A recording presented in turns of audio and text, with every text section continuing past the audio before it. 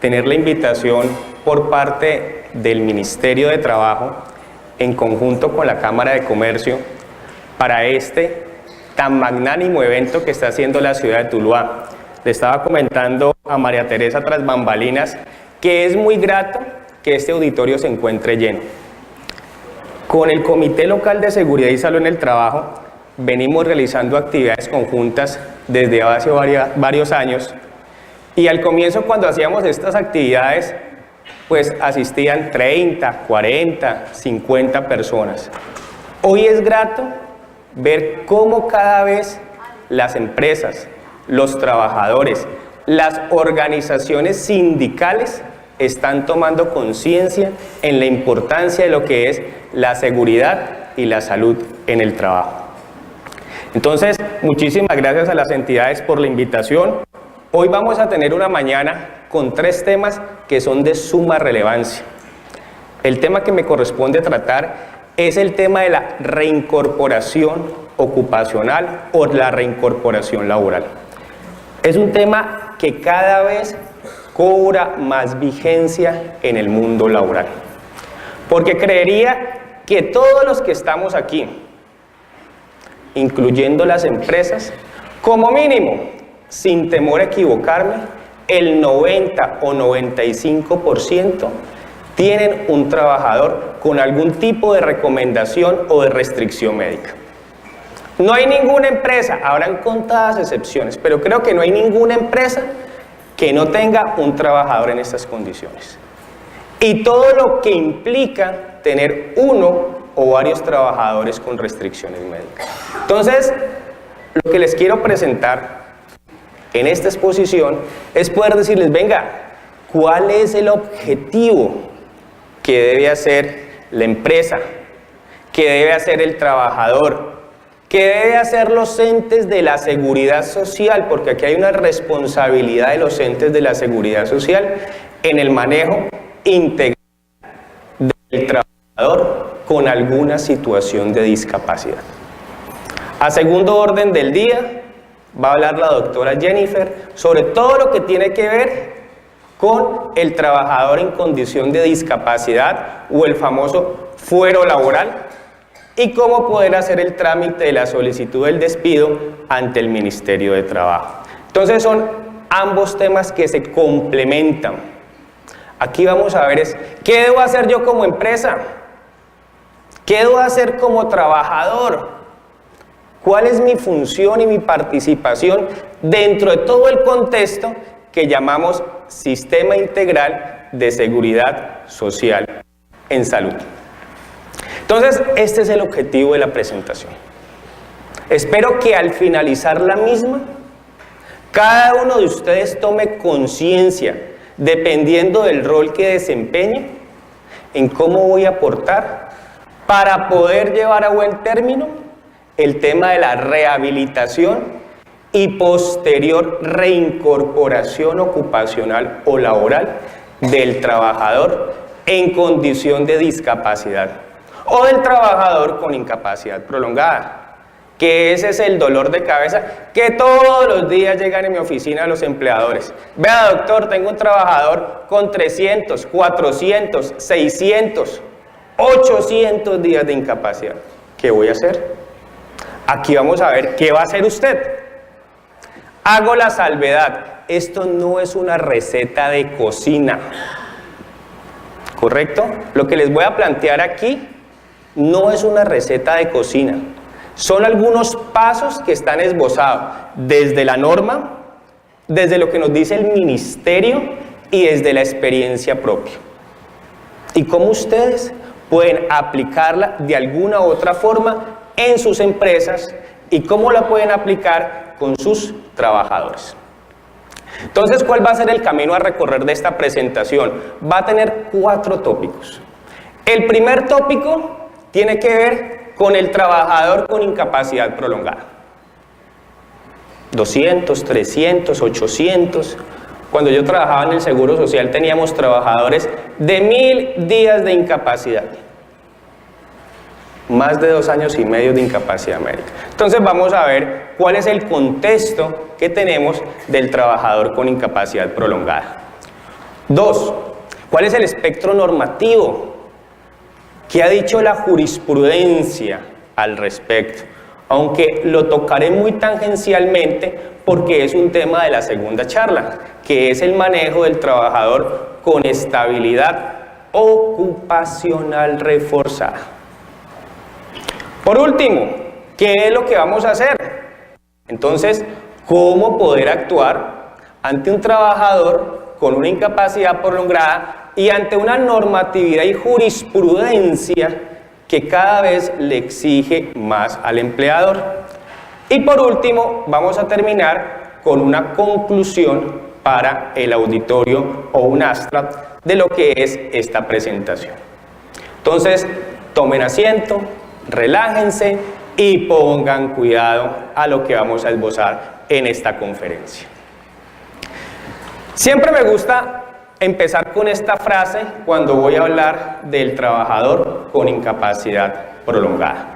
Mire, la disyuntiva cuando uno tiene este tipo de trabajadores es que muchas veces son acciones o interacciones inapropiadas de los diversos entes de la seguridad social. Cada quien busca su beneficio propio. Cada ente de la seguridad social tira para su lado. ¿Y quién queda en la mitad? El trabajador. Entonces, el común denominador, trabajador se accidenta y dice la EPS, eso es de la ARL, y la ARL dice, eso no es mío porque está en controversia, eso es de la EPS, y el trabajador, ¿dónde queda? En la mitad. Y mientras tanto, pasan y pasan y pasan los días del trabajador con incapacidad médica, y también el empleador no toma parte en el asunto porque dice, eso lo tiene que resolver el ente de la seguridad social. Aquí vamos a ver que no. Cada quien, cada persona, cada entidad juega un papel importante.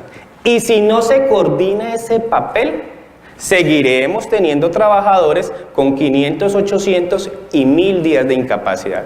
Entonces, uno de los problemas de la incapacidad prolongada, y como lo esbozo aquí, es la inadecuada participación e interacción entre los entes de la seguridad social en Colombia. Y entonces, todo arranca aquí.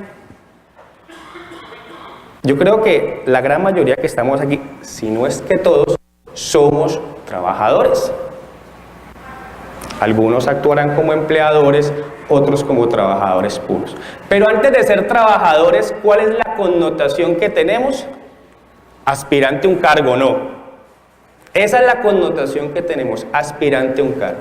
Y como aspirante a un cargo y como derecho constitucional, pues todos queremos trabajar.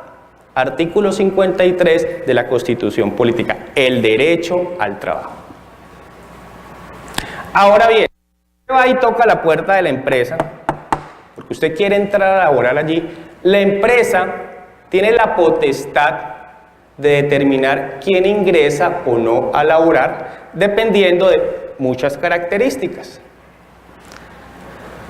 Entre el paso de ser aspirante a ser trabajador, median dentro de todas las circunstancias dos aspectos importantes. Uno, el contrato de trabajo, pero previo a ello, el examen ocupacional de preingreso. Y allí es la primera falla que tienen los empleadores.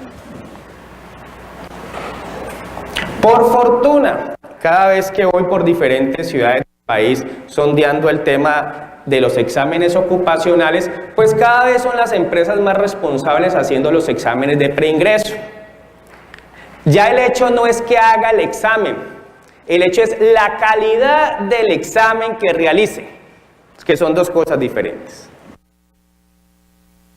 Y buscan la IPS más barata. ¿Es así o no? La IPS que me maneje el examen a menor costo. Y entonces estamos en otras ciudades, exámenes a 7.000 pesos.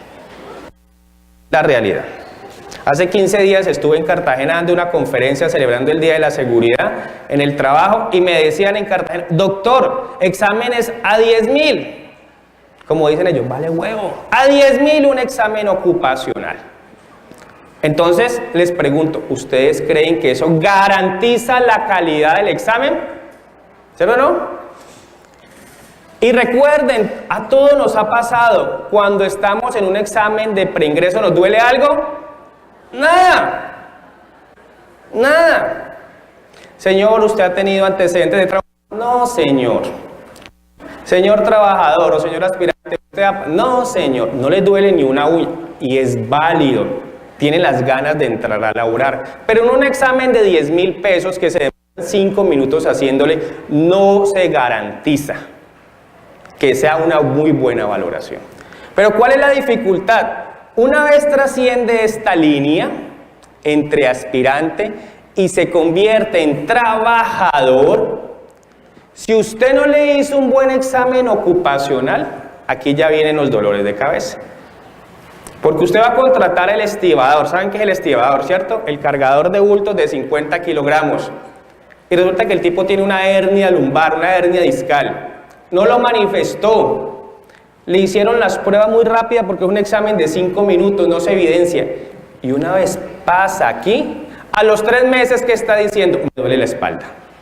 No puedo cargar, tengo esta dificultad, tengo esto y tengo lo otro. Y ya aquí es trabajador. Entonces lo primero es, por favor, inviertan en unos buenos exámenes ocupacionales. Y 2, en unas ayudas diagnósticas. Los médicos ocupacionales no tenemos rayos X. No tenemos visión de rayos X para decir si tiene o no tiene. Hacemos una valoración clínica juiciosa, pero hay cosas que se pueden pasar. Entonces, ¿yo qué les recomiendo a las empresas? De acuerdo a su perfil de cargos, ojo, de acuerdo a su perfil de cargos, determine qué ayudas diagnósticas adicionales debe solicitar. Para que garantice que por lo menos la calidad sea en las mejores condiciones para el cargo que va a desempeñar. Y eso yo lo llamo. Entonces, por favor, señores empleadores, miren sus exámenes de preingreso como una inversión y no como un gasto. Y aquí sale la famosa frase: todo lo barato después les va a salir caro. Muy bien, pero digamos de que pasó el examen preocupacional o de preingreso. Y dentro de ese trasegar de la relación laboral, pues puede ocurrir las contingencias. Nadie está exento de tener las contingencias dentro o fuera de una empresa. Y las contingencias en el sistema integral de seguridad social son de 2 tipos en Colombia. ¿Alguien sabe cuáles son? ¿Cuál es el origen de las contingencias en Colombia? Son de 2 tipos. ¿Cuáles? Accidente de trabajo o enfermedad laboral o patologías de origen común. Pare de contar, ¿cierto? Y eso puede suceder aquí en la empresa. Usted se puede accidentar, se puede enfermar a causa de su labor o puede tener patologías de origen común. Una vez ocurre esto, ¿qué viene subsiguientemente? La incapacidad.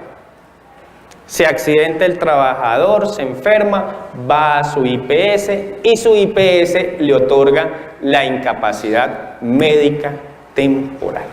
Y aquí viene el primer meollo o el primer problema del asunto. La incapacidad, imagínense ustedes que es como un partido de fútbol. La cancha es todo el sistema de seguridad social donde se desenvuelven los diferentes actores. Tengo representación, trabajador, empresa, EPS, ARLs, organizaciones sindicales que hay que involucrarlas en este proceso. Y cada quien, como les decía al comienzo de esta conferencia, tira para su propio lado. Cada quien defiende sus propios intereses. Y cuando cada quien defiende sus propios intereses, así es muy difícil, corporación o no, muy complejo. porque la EPS defiende sus intereses de las autorizaciones y la incapacidad, lo mismo que la ARL, y muchas veces el empleador, y tengo que ser honesto, se desentiende del proceso. Eso no es conmigo, para eso estoy pagando una ARL, vaya que la ARL lo atienda, y después de que lo atienda la ARL, vuelva acá y miro a ver cómo lo reintegro. Pero ahorita que eso no es así. Ayer nomás estaba hablando con uno de los abogados laboralistas en Cali y me decía, mire, es que las empresas son las que ponen el riesgo. Y como usted pone el riesgo, debe cuidar a su trabajador. Como me enseñó mi profesor de Derecho Laboral, el empleador debe cuidar al trabajador como un padre cuida a su hijo. ¿Y a quién quiere que le pase algo al hijo? A nadie, ¿cierto? Entonces, así mismo debe ser este tema del manejo del trabajador. Entonces, cada uno tiene sus intereses. El trabajador tiene miedo. Después de que se incapacita, tiene miedo de que lo despidan, tiene miedo de que no lo reintegren, tiene temor de que le disminuyan el salario. El empleador también tiene que responder ante unas cargas productivas. Y entonces, si tengo en una empresa 10, 15, 20, 30 trabajadores incapacitados en un mes, ¿qué va a pasar con mi productividad? Cada quien tiene sus propios intereses. Los sindicatos, claro que sí, tienen el deber de velar por la salud y por el bienestar de ese trabajador. Y me disculparán esto que voy a decir, pero sin alcahuetería. El sindicato es un velador de los derechos del trabajador y bienvenido sea, pero nos hemos encontrado casos de trabajadores que llegan a la consulta de medicina laboral con el bastón, con la muleta, con todos esos aspectos, aditamentos, y cuando salen de la consulta se echan la muleta al hombro. Es la realidad. Y es en Tuluá. No me estoy yendo muy lejos, es aquí en Tuluá. O llegan a la consulta con su bastón, y Tuluá es una ciudad muy pequeña, y uno se los encuentra en los centros comerciales muy orondos, cogidos de la mano con su señora esposa, o novia, o susodicha. Sí, es la realidad del asunto. Pero es un deber de todos los actores velar por esa responsabilidad. Las aseguradoras, llámese ARLs o EPS, también tienen sus propios intereses de cuidar su bolsillo. Es que el sistema de seguridad social es un sistema de aseguramiento, y como veremos más adelante, uno de los problemas que tenemos aquí es que nuestro sistema está basado en la compensación. O sea, aquí se premia la incapacidad. Y solamente para colocar un ejemplo básico, la incapacidad por accidente de trabajo o enfermedad laboral, ¿a cuánto la pagan? Al 100. La incapacidad por enfermedad general, ¿a cuánto la pagan? 66.6%. Si usted parte de esas diferencias y usted tiene un trabajador que se incapacita por accidente de trabajo o enfermedad laboral, estando en su casa le van a pagar al 100%. ¿Qué es preferible? ¿Incapacitarme por AT o por enfermedad general? Entonces, el sistema premia la compensación, y existen, como lo vamos a ver aquí, debilidades muy claras en el apoyo para la reincorporación laboral. Entonces, nomás miren este artículo que les traigo sobre la asociación entre la compensación, o sea, el pago que se le da al trabajador, y el proceso de reintegro laboral. Entonces, miren, este artículo habla de que un trabajador que lleve un mes incapacitado ya se considera incapacidad prolongada. Pero si ese trabajador sigue incapacitado, pasados los 90 días, el chance, o sea, la oportunidad para que se reintegre satisfactoriamente en la empresa es del 50%. Si este trabajador sigue incapacitado y supera el año de incapacidad, mire lo que dice este artículo, el chance de que ese reintegro sea exitoso, o sea, que usted pueda otra vez reintegrar a ese trabajador, disminuye al 2%. O sea, de 100 trabajadores que se incapacitan más de un año, escasamente 2 vuelven otra vez a su puesto de trabajo. ¿A ustedes les parece eso alarmante? Toda una vida. Y entonces imagínense el que lleva 700 días de incapacidad. ¿Usted cree que quiere volver a trabajar? Y súmele que le están pagando al 100% la incapacidad. ¿Quiere volver a trabajar? Entonces, ya me entienden por qué digo que el sistema privilegia la compensación.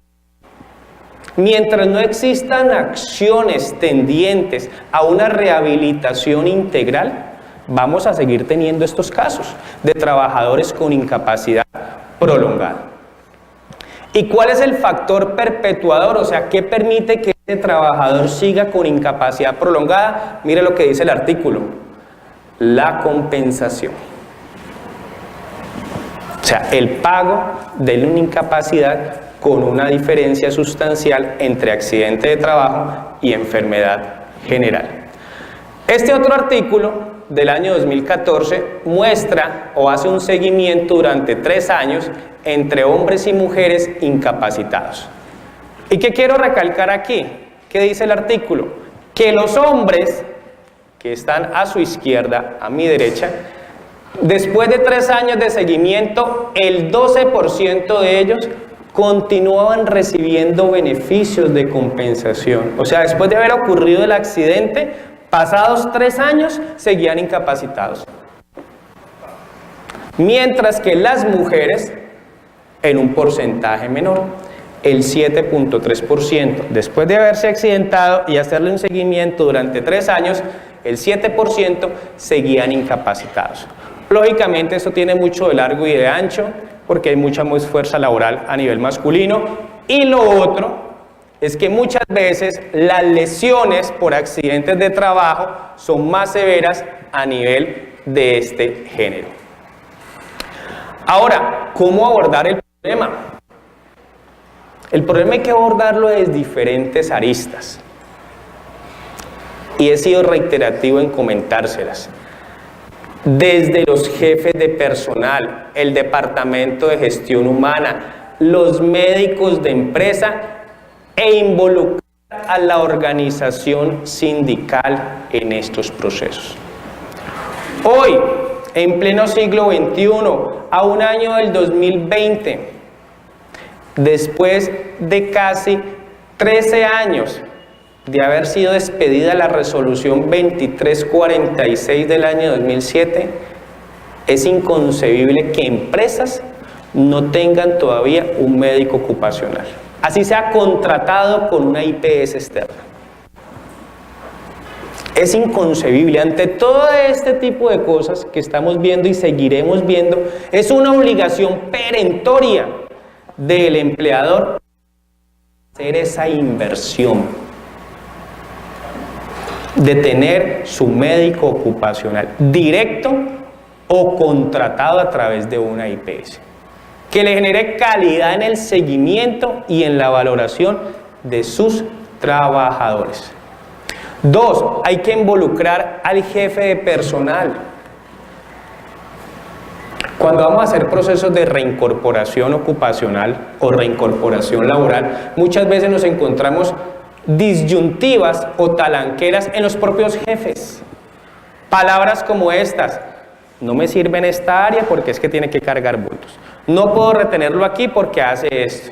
Entonces encontramos esa primer barrera en la empresa y esas barreras hay que superarlas. ¿Cómo? Con un trabajo coordinado y articulado por el coordinador o la coordinadora de seguridad y salud en el trabajo.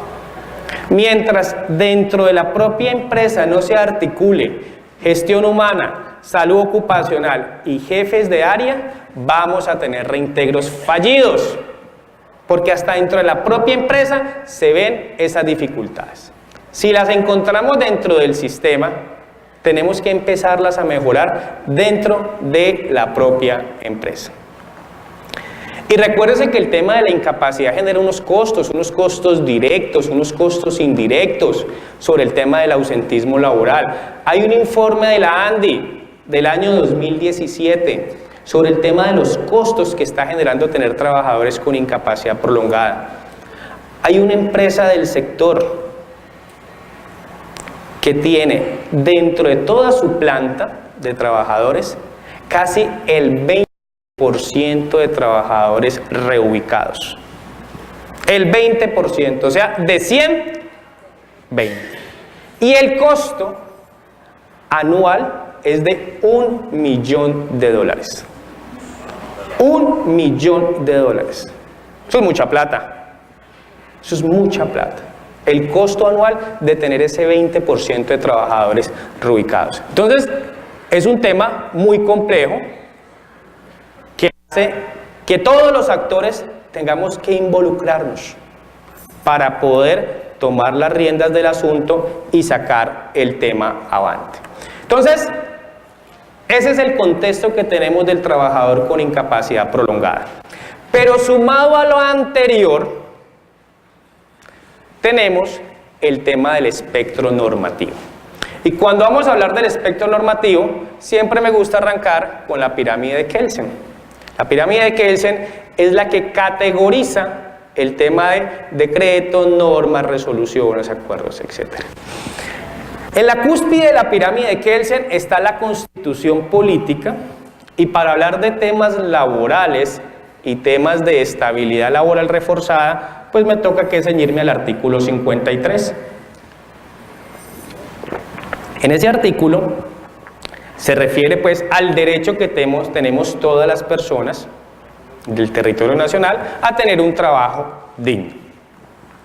Por debajo de esta están todas estas normas, solamente me referiría ahorita a esta, que es la norma HITO, Ley 361 de 1997, que es una norma inicial para hablar del tema de estabilidad laboral reforzada que se conocía en sus comienzos y ahora tiene el nombre de estabilidad ocupacional reforzada. Ley 1562, que todos los que tienen que ver con salud ocupacional se la tienen que saber al derecho y al revés, que es la última norma, la última ley sobre el tema de riesgos laborales.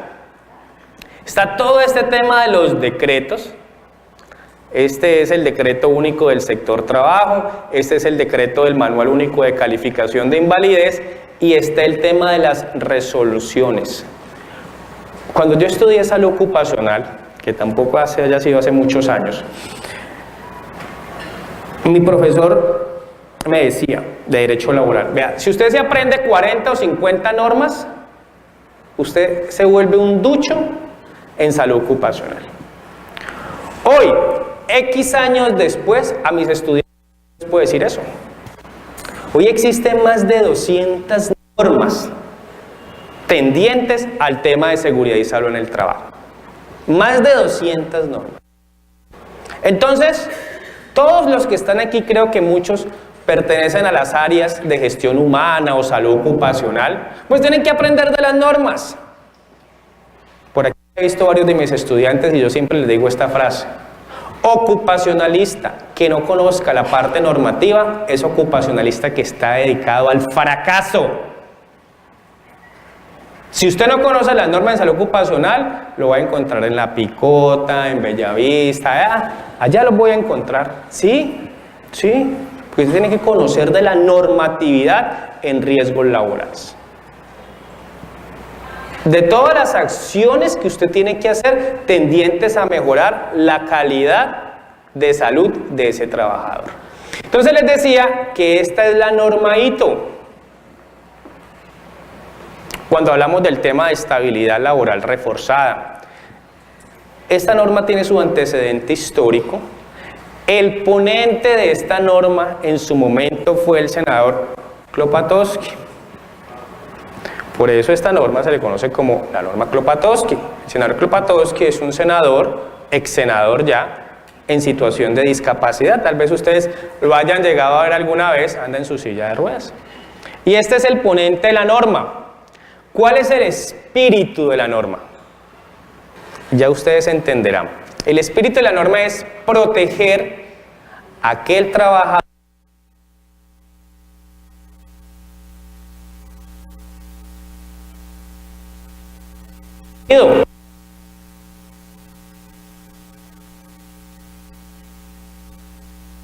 con esta norma y con este artículo, darle la protección a ese trabajador. Digamos, es una razón loable en su momento. Y para poder despedir a esa persona, decía la norma, o dice la norma originalmente, usted tiene que ir a la inspección de trabajo, que es lo que vamos a ver más adelante, a solicitar el despido. Perfecto, si usted tiene un trabajador en condición de discapacidad y usted lo quiere despedir, pues vaya a ver si le dan el despido. Pero, esta norma fue declarada exequible condicionada. ¿Qué quiere decir eso? Que se demandó ante la Corte Constitucional y la Corte Constitucional dijo, vamos a revisar este artículo a ver si está ajustado o no a la Constitución. ¿Y qué dijo la Corte Constitucional? Dijo, sí señor, está ajustado, pero condicionalmente. ¿Y qué es condicionalmente? Que para usted poder despedir a ese trabajador, tiene que ir al ministerio, demostrar las pruebas y decir, mire, yo no tengo dónde ubicarlo, no tengo dónde reubicarlo, he hecho esto, que es lo que vamos a ver ahora. Por favor, señor inspector o inspectora, solicito la autorización del despido. Eso es lo que dice la norma. Si usted no hace esto, pues usted se ve abocado a 3 sanciones. La primera sanción es que se va donde un juez de tutela y le ordenan el reintegro, entonces lo reintegra. 2, debe pagarle 180 días de salario.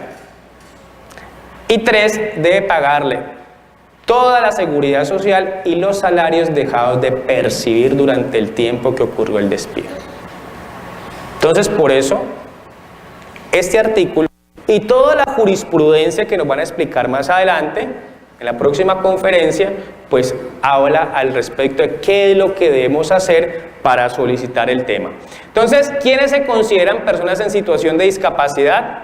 Aquellas personas que tengan unas alteraciones físicas, sensoriales o psíquicas. Eso es lo que dice la norma. Si usted tiene un trabajador en alguna de estas circunstancias, es un trabajador que se encuentra en situación de discapacidad.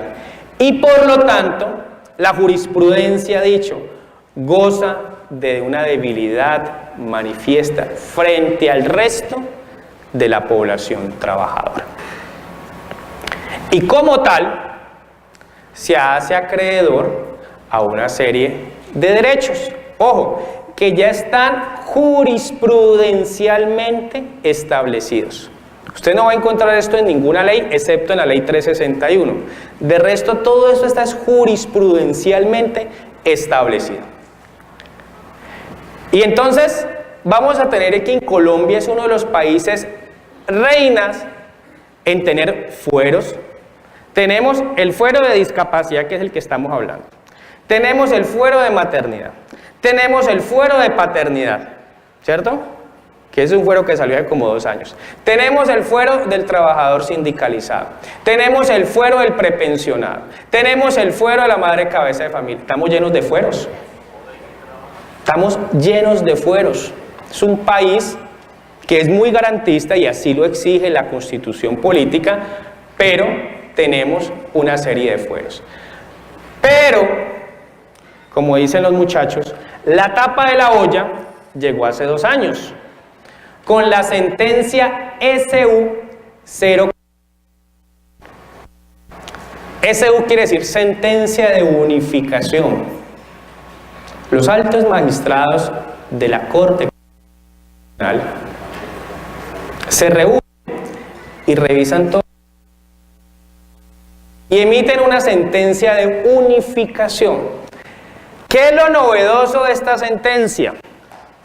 Todo lo que hemos venido hablando, estamos hablando de la relación laboral.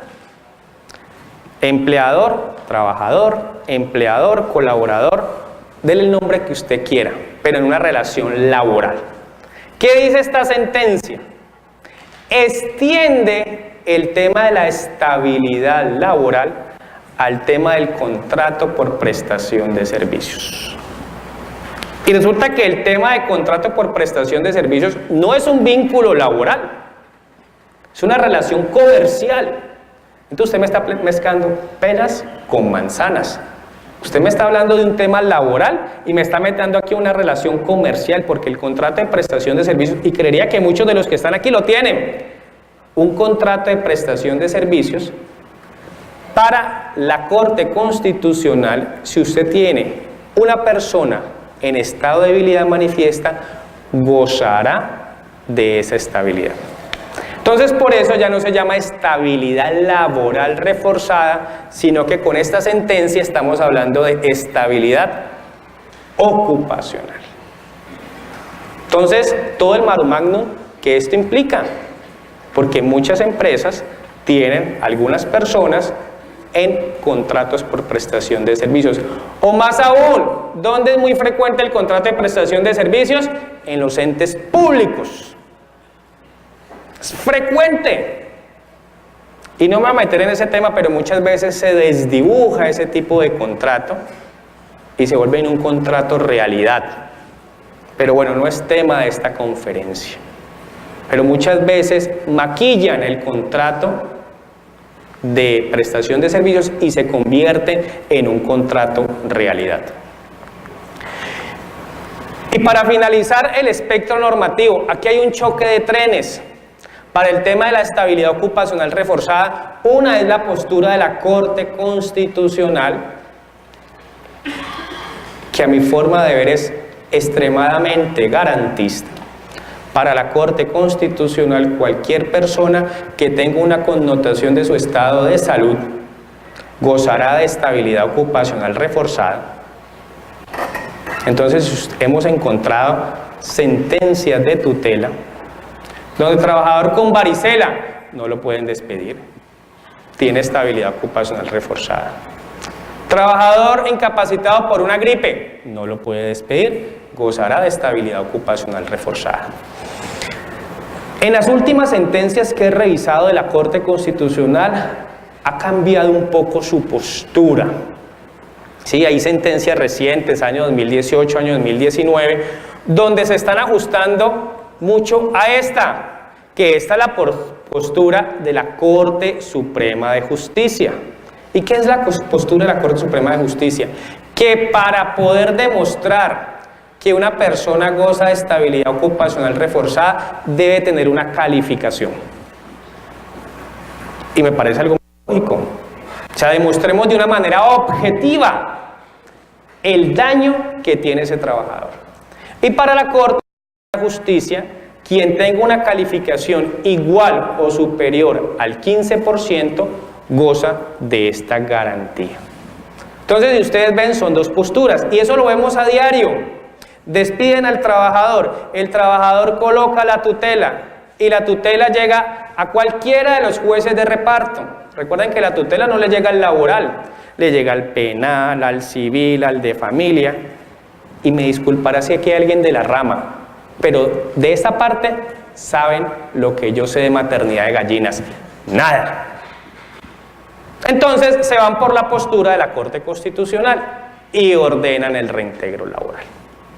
Pero si usted, señor empleador, coloca la demanda ordinaria, porque recuerden que las tutelas son transitorias, son 4 meses, usted coloca la demanda y la demanda sí se va ante el juez laboral, los jueces laborales sí están tomando la postura de la Corte Suprema de Justicia. Ojo, bajo el entendido de que el despido ocurre por justa causa. ¿Cuál es la justa causa? Está estipulada en el artículo 62 del Código Sustantivo del Trabajo. Y son 15 causales, ahí lo pueden revisar. Coloquen un asterisco entre la causal 15, que es los 180 días. Pero bueno. Entonces, si usted tiene una justa causa, lo pilló robando, le golpeó al jefe de personal, hizo y unas miles, pues usted lo despide, pero se va a tener alguna de estas dos posturas. Entonces, ante esta situación de capacidad prolongada, que es lo que vimos, ante el espectro normativo, que es lo que nos está rigiendo, ustedes se ven enfrentados a diario, ¿qué podemos hacer? Esa es la pregunta que ustedes se estarán haciendo. ¿Qué podemos hacer con ese trabajador que tiene incapacidad prolongada y que hay que reintegrarlo? Entonces, todo parte de aquí. Una vez el trabajador se incapacita, finaliza su periodo de incapacidad y aparece la famosa carta de recomendaciones médicas. Y entonces, como muestra aquí la figura, le llega la cartica al jefe del área, el director de gestión humana, y se rasca la cabeza. Y dice, ¿y ahora qué voy a hacer con usted? Y aparecen todo este tipo de frases que son comunes uno escucharlas a diario. No tengo dónde ubicarlo, yo lo contraté para que corte caña, yo lo contraté para esto. Señores empleadores, créanme que este tipo de palabras generan mella en el trabajador. Si usted revisa y usted dice, venga, ese trabajador estuvo incapacitado 6 meses, yo le hice seguimiento, ¿cuántas veces fui y lo visité a la casa? ¿Cuántas veces lo llamé? ¿Cuántas veces me puse a disposición para mirar el tema de las autorizaciones ante la EPS o la ARL? Muchas veces el trabajador se accidenta y no nos volvemos a dar cuenta de él, sino después de 6 meses cuando ya viene con la carta de recomendaciones. Y entonces ahí es el ayayay. No, aquí hay una responsabilidad compartida. Y ese es el mensaje que quiero dar. Es una responsabilidad también de la empresa, de su departamento de salud ocupacional, de velar por el seguimiento del trabajador incapacitado.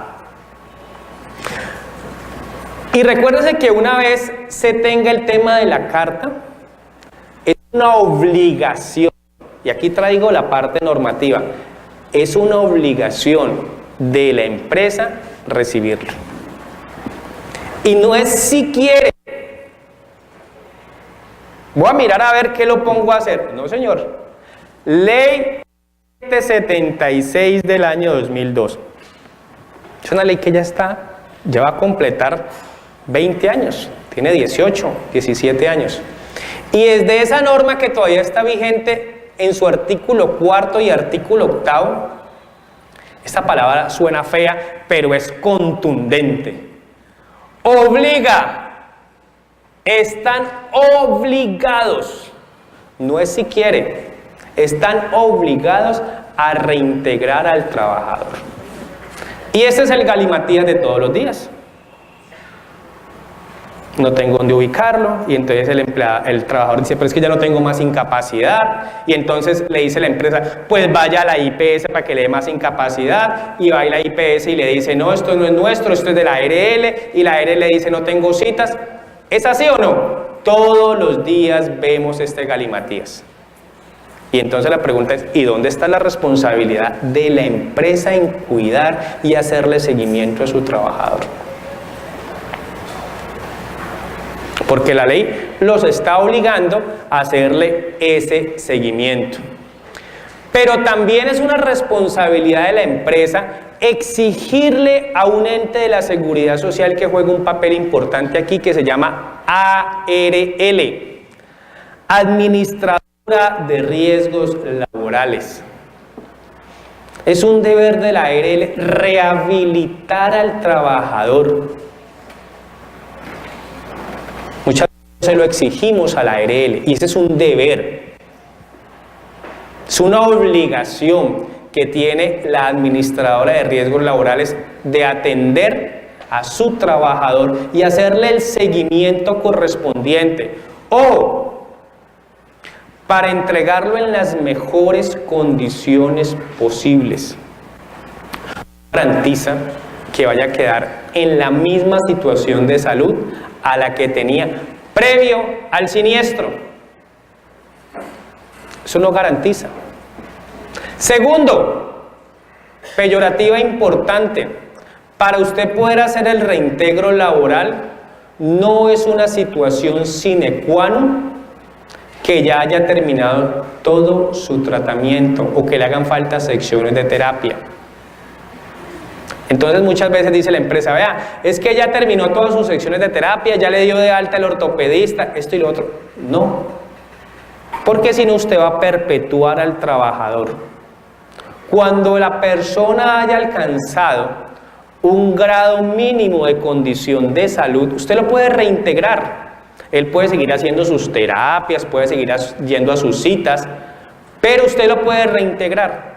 Esa es una falsa creencia que tienen los empleadores aquí, que hasta que el ortopedista no me le dé alta, no lo recibo. No, porque entonces usted lo está perpetuando en la incapacidad médica. Y ya les mostré diapositivas anteriores que entre más dure el trabajador incapacitado, el chance de reintegro, ¿cómo va a ser? Menor.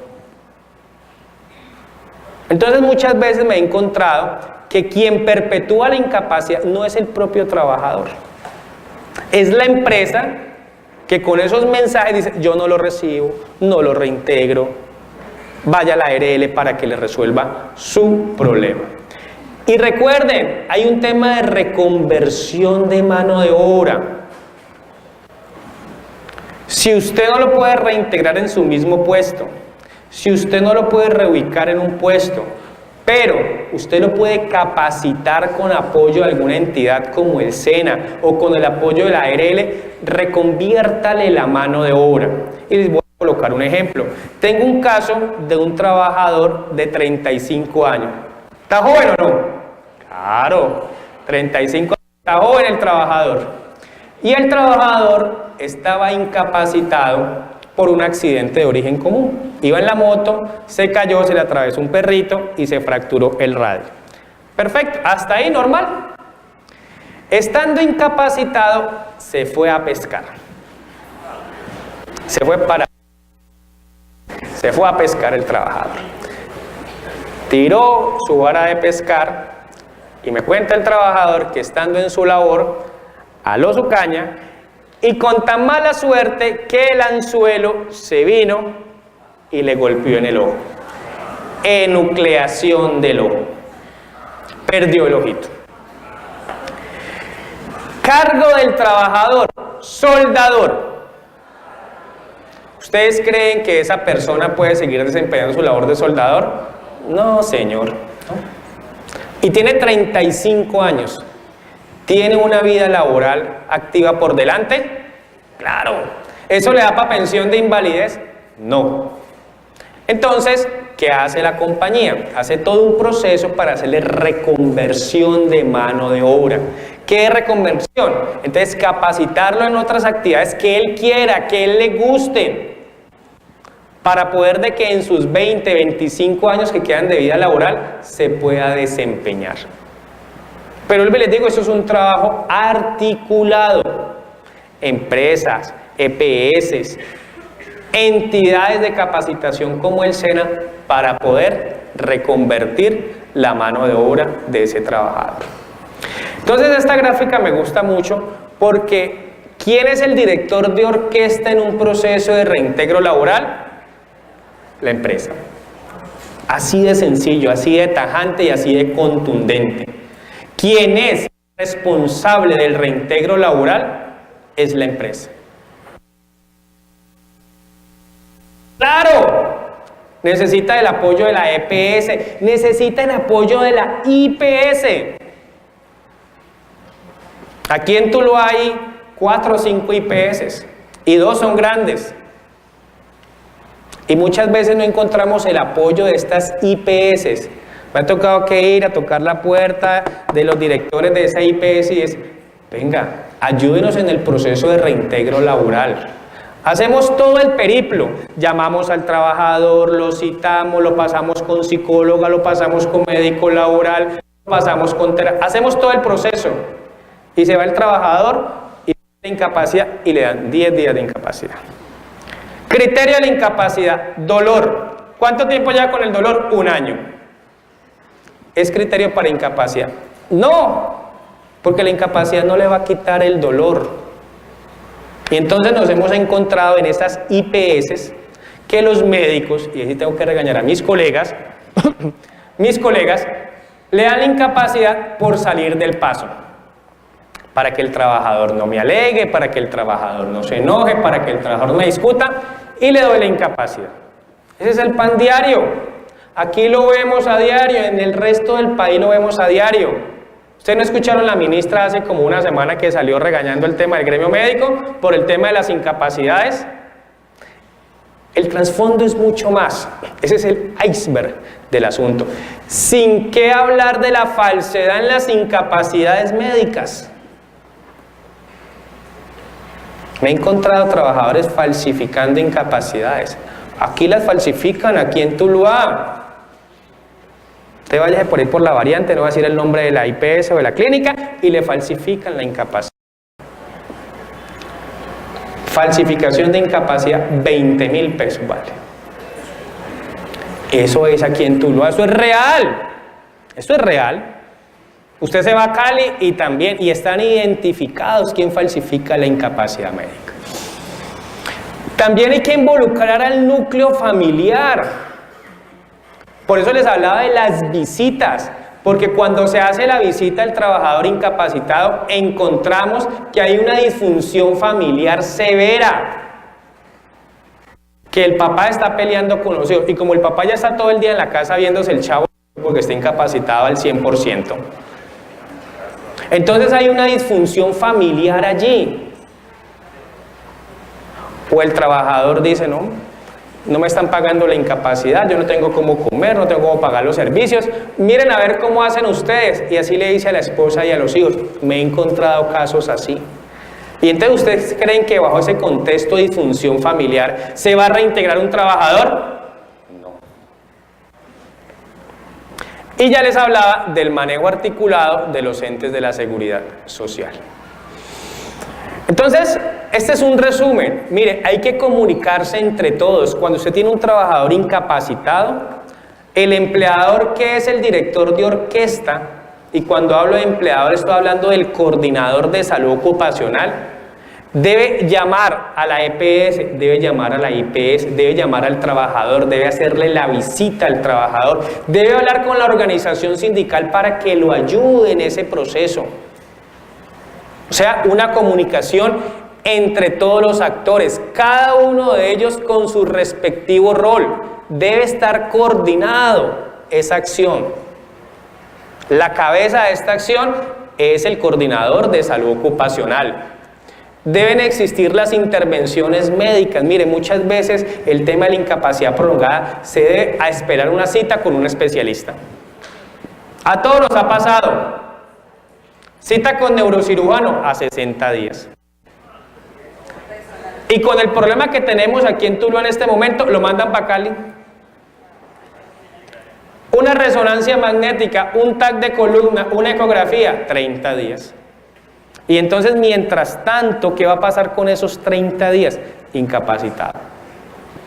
¿Dónde está la seguridad social?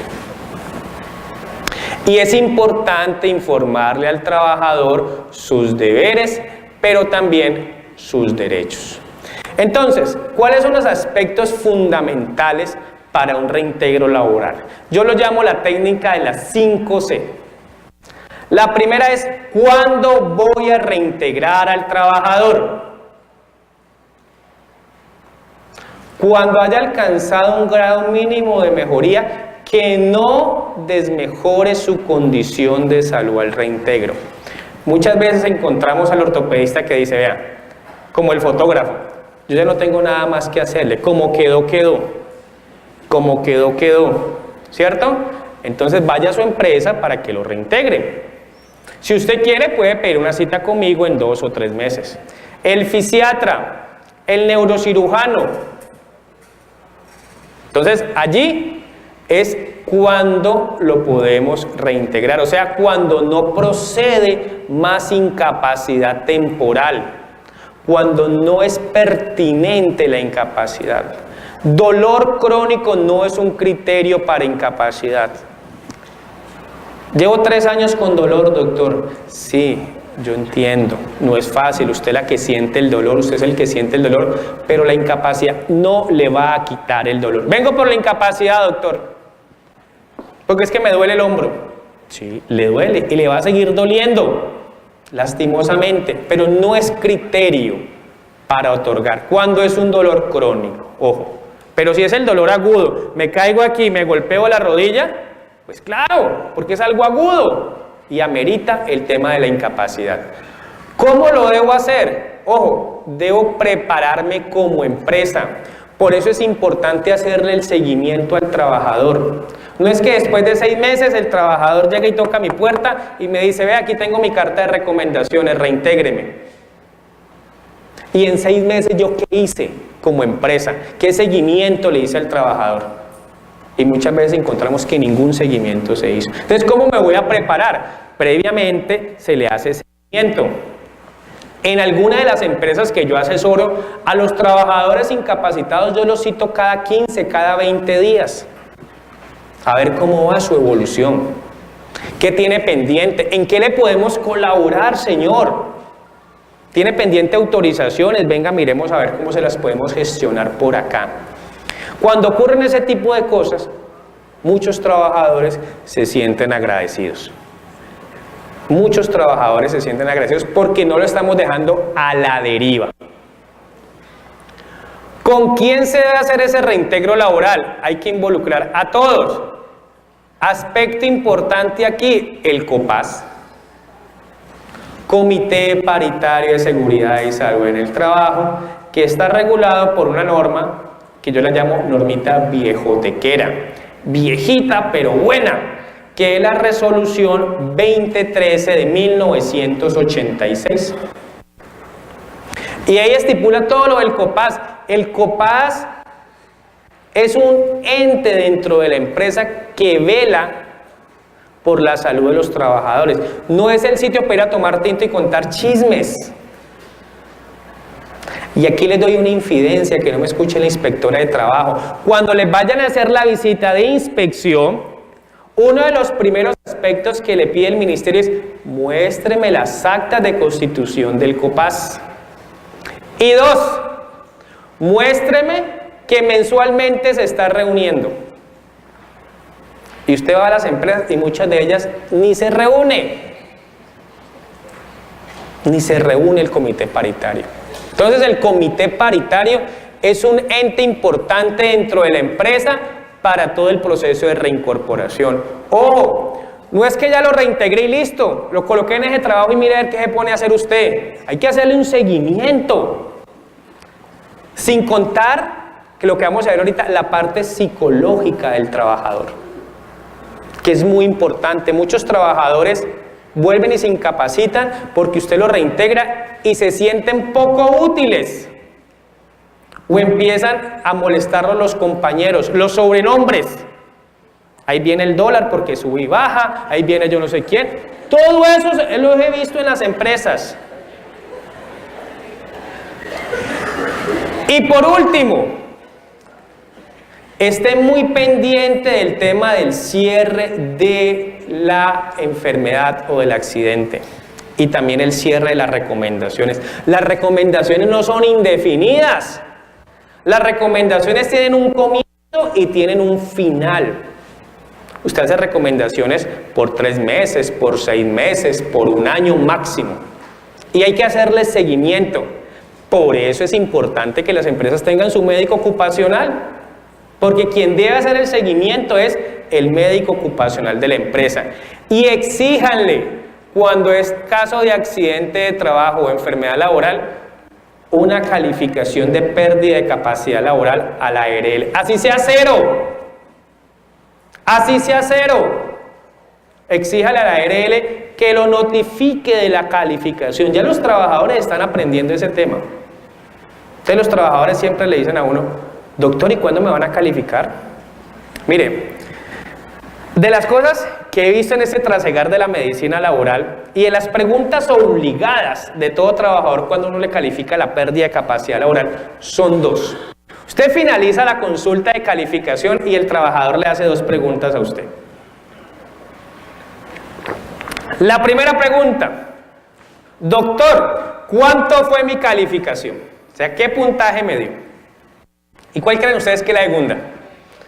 ¿Cuánto me van a pagar? Son preguntas obligadas dentro del sistema. Todo trabajador hace las mismas preguntas: ¿cuánto es la calificación y cuánto me van a pagar? Y eso no es malo, ¿sí? Pero hay que exigirle al ente de la seguridad social. ¿Qué nos ha dicho el ministerio? ¿Cómo poder hacer un proceso adecuado de reincorporación laboral? Existe un manual guía, lo pueden descargar de la página del Fondo de Riesgos Laborales. Está vigente, esta es la segunda versión, está próxima a ser renovada. Existe un proyecto de norma que lo va a legalizar y se llama Manual Guía de Reincorporación Ocupacional.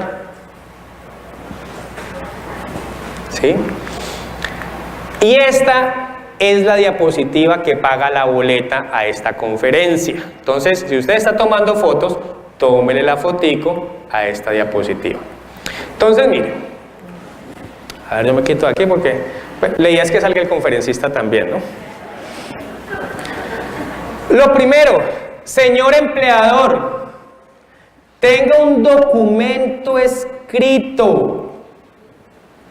Llámelo protocolo, llámelo guía, llámelo como usted quiera, pero tenga un documento escrito para el reintegro laboral. Eso es lo primero que debe tener, un documento escrito. ¿Cuáles van a ser los pasos que usted debe de hacer para hacer el reintegro laboral? 2. Distribuye ese reintegro en varias fases. La primera fase es, va a identificar los casos de aquellas personas que ameritan que usted se haga la reincorporación ocupacional. 2. Va a hacer una evaluación inicial del caso. Generalmente esa evaluación inicial la hace la ARL en caso de accidentes de trabajo, pero usted como director de orquesta de la empresa y su médico de empresa también lo va a evaluar. Y se va a atener a qué condiciones va a tener ese trabajador en un futuro. Una de las cosas que piden las empresas es, venga doctor, ¿cuánto tiempo cree usted que ese trabajador va a estar incapacitado? Uno no tiene una bola de cristal, pero uno le puede decir a la empresa, mire, este señor como mínimo va a estar 2 meses incapacitado. ¿La empresa ya se prepara o no? Es prever qué voy a hacer en esos 2 meses mientras Pepito, Sultanito, Zacarías Piedras del Río está incapacitado. Por eso es que se debe hacer esa evaluación del caso. 3.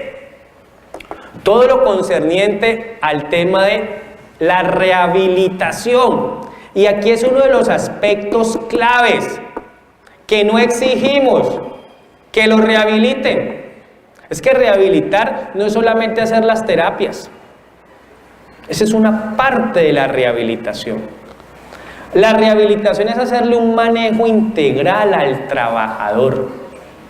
Y como les digo, es un deber y una obligación del asegurador hacer la rehabilitación integral. 4. Una vez rehabilitado, usted tiene que retroalimentarse de todos los aspectos concernientes al seguimiento y ese reintegro debe ser medido de 3 formas. Debe ser oportuno. ¿Oportuno qué quiere decir? Que el trabajador esté incapacitado de acuerdo a su patología y en el tiempo adecuado. Ejemplo, una fractura de fémur. Una fractura de fémur sin complicaciones entre 90 y 120 días.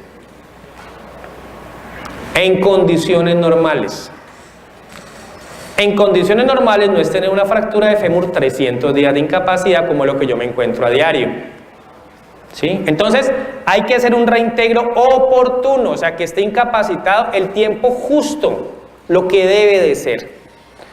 2. Que sea eficiente. ¿Qué quiere decir eficiente? Que ese trabajador no se vuelva a incapacitar, porque si no entramos a un reintegro laboral fallido. Entonces, eficiente es que usted después de hacer todo el trabajo articulado, lo coloque en un puesto de trabajo acorde a su condición de salud, que no empeore su condición de salud, pero que no le permite a ese trabajador que por X o Y motivo se vuelva a incapacitar. Y tercero, que esto es lo más importante, que sea eficaz, o sea, que el trabajador sea productivo. Quitémonos de la mente, señores empleadores, que un trabajador en situación de discapacidad es un trabajador intocable en la empresa. No, es un trabajador que tiene una merma en su condición de salud, sí, pero que puede hacer otras actividades y tiene que ser productivo. Para mí ya es inconcebible en pleno siglo XXI, a un año del 2020, que todavía tengamos trabajadores recogiendo hojitas, sentaditos jugando dominó en las empresas, porque los he visto.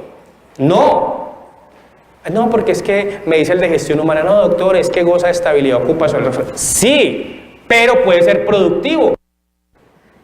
Colóquelos en otras actividades donde sea productivo en la empresa y que él se sienta útil. Porque si usted lo deja jugando dominó, si lo manda al cuarto de San Alejo, le está generando una discapacidad mental. Y es la peor. Mire, he tenido casos de trabajadores con amputación del meñique. Amputación del meñique. Sí, a todos nos hace falta un dedito. Pero no, ya no pueden trabajar. Y me duele, doctor, y me duele la mano, y no puedo. Y tengo casos de trabajadores con amputación de meñiques de 500 días de incapacidad médica. Por una amputación de meñique. Sí, es algo trágico, pero eso no quiere decir de que ese trabajador no pueda ser productivo. Y por último, ¿quién es el equipo en la empresa que debe orquestar el proceso de reintegro laboral? Ya lo he dicho. 1, el médico ocupacional. 2, la fisioterapeuta ocupacional. Y 3, debe existir una psicóloga ocupacional. ¿A cuántos trabajadores que vamos a reintegrar o vamos a reubicar lo hemos pasado con la psicóloga? Para ver si definitivamente su capacidad psicofísica amerita que esté en ese puesto de trabajo. ¿Cuánto lo hemos hecho? Y ese es un deber que tiene la empresa. No es sencillamente coger la carta y decir lo reintegré y estoy cumpliendo la norma y me lavo las manos. No, implica un trabajo articulado por todo este ente de la seguridad social. Entonces, rápidamente, esta es la primera etapa que les decía, identificar los casos de una manera oportuna, de una manera prioritaria por parte de la empresa. Semanalmente hacerle el seguimiento a ese trabajador, llamarlo, ¿cómo sigue Pepito? ¿Cómo va su condición de salud? ¿Qué tiene pendiente? 2, tener claro un diagnóstico, un pronóstico funcional y cuál va a ser esa propuesta de rehabilitación. ¿Lo van a operar? ¿No lo van a operar? ¿Le van a hacer terapias? ¿No le van a hacer terapias? ¿Tiene pendiente un examen? ¿Qué tiene pendiente? Y con base en eso determinar si va a seguir incapacitado o lo puedo reintegrar, que esa es la otra. Doctor, me van a tomar un examen de resonancia magnética de columna, pero es que yo vengo con ese dolor de espalda hace 10 años y me incapacitaron y me mandaron las resonancias. Hasta que no me la resonancia no me... ¡No! Reintégrelo, coloque en un puesto de trabajo acorde a su condición de salud y espere que le tomen la resonancia. O usted se va a esperar 30 días a un trabajador incapacitado cuando venía 10 años con el dolor lumbar. Entonces, quitémonos esos mitos. Muchas veces perpetúan la incapacidad prolongada. Recuerde que una incapacidad es un estado de inhabilidad física o mental que le impide desempeñar, mire esta palabra, temporalmente. Temporalmente. ¿Ustedes creen? O nunca. Pero como les dije,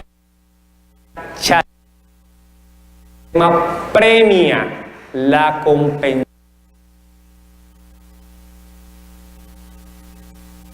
Anteriormente, después del día 500,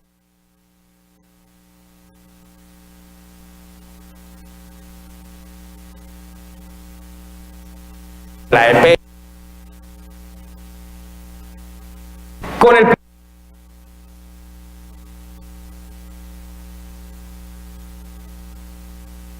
le delegó esa responsabilidad a la EPS. Y la EPS en su momento dijo, no existe un decreto reglamentario después del día 540, no existe un decreto reglamentario, entonces no las pago. El año pasado salió el decreto 1333 del año 2018, que habla sobre el tema del abuso del derecho. Con esto ya casi voy a terminar, porque no me han dicho las conferencistas. Bueno, ya casi, denme 2 minuticos, qué pena. Entonces, El tema del abuso del derecho de la incapacidad médica. Reguló dentro de sus aspectos: 1.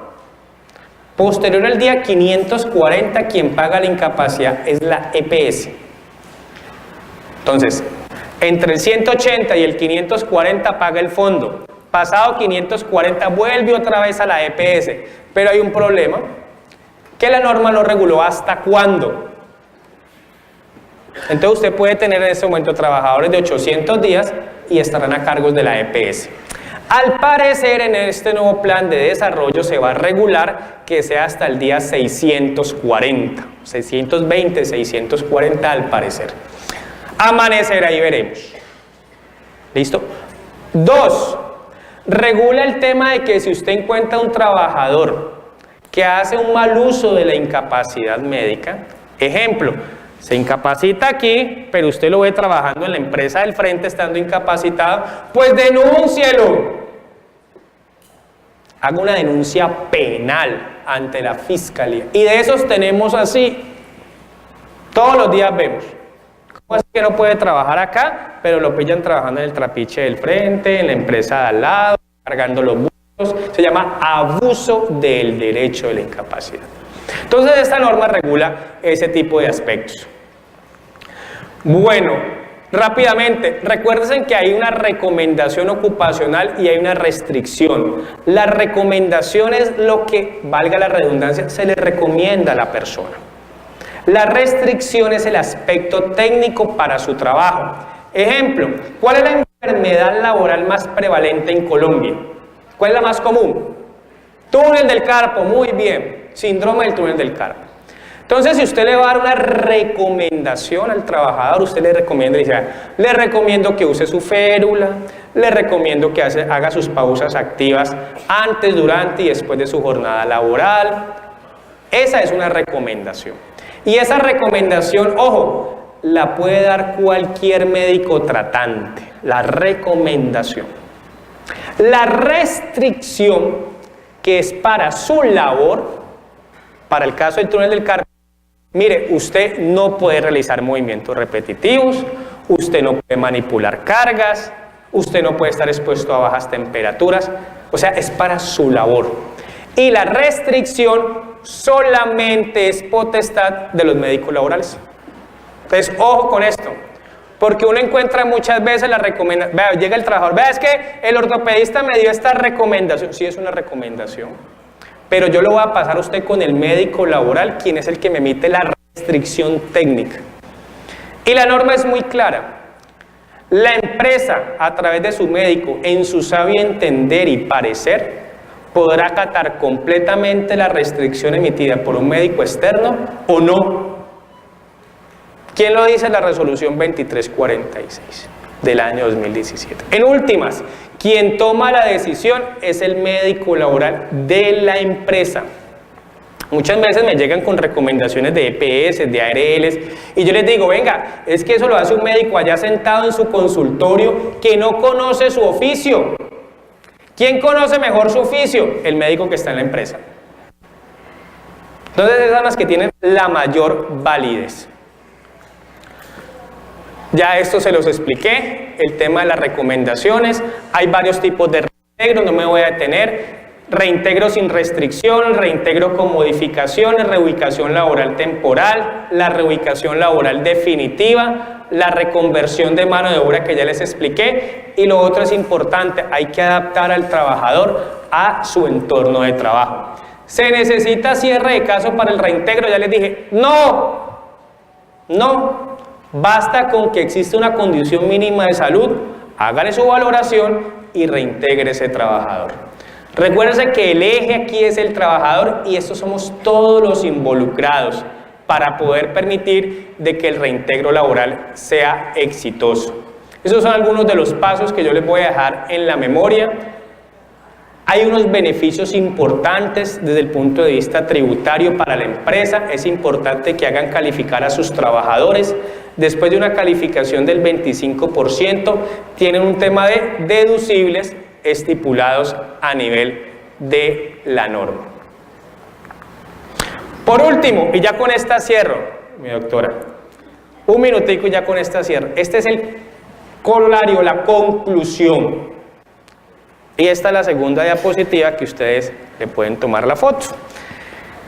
En síntesis, ocurre el evento de salud, accidente de trabajo, enfermedad laboral o patología de origen común. 2. Hay que brindarle la atención, tanto asistencial como económica, por parte de la entidad competente. Una vez se le brinde esa asistencia y haga todo su proceso de rehabilitación, hay que reintegrarlo. Y ese proceso de reintegro laboral va a tener todos estos componentes. El trabajador quedó como si nada hubiera pasado y lo reintegra sin restricciones, o va a tener que reubicarlo o hacerle reconversión de mano de obra. Quinto, hágale el acompañamiento, no es el solo hecho de que lo reintegre y ya. Usted tiene que hacerle seguimiento. Recuerden que las restricciones son temporales. 1 mes, 3 meses, 6 meses, 9 meses, 1 año. Y usted tiene que hacerle seguimiento. ¿Quién le hace el seguimiento? El médico ocupacional de la empresa, con su equipo de trabajo. Y por último, exíjale a la ARL o exíjale a su fondo de pensiones la calificación. Mire que la calificación es lo último, no es lo primero. ¿Y qué me encuentro muchas veces a las empresas? Vea, yo no lo recibo hasta que no lo califique la ARL. No, mire dónde está el proceso de reintegro, de tercero. Esto es lo último que se hace, que es la calificación de la merma de la capacidad laboral. En síntesis, apreciados auditorios, el proceso de reintegro laboral se debe manejar en conjunto. Es un proceso articulado de todos los entes de la seguridad social. No es fácil. Como les dije al comienzo de esta conferencia, no trato de venderles una receta de cocina, pero si todos los actores, trabajadores, empresas, sindicatos, EPS, ARLs, fondos de pensiones, trabajamos articuladamente, podemos tener reintegros laborales exitosos. Muchas gracias.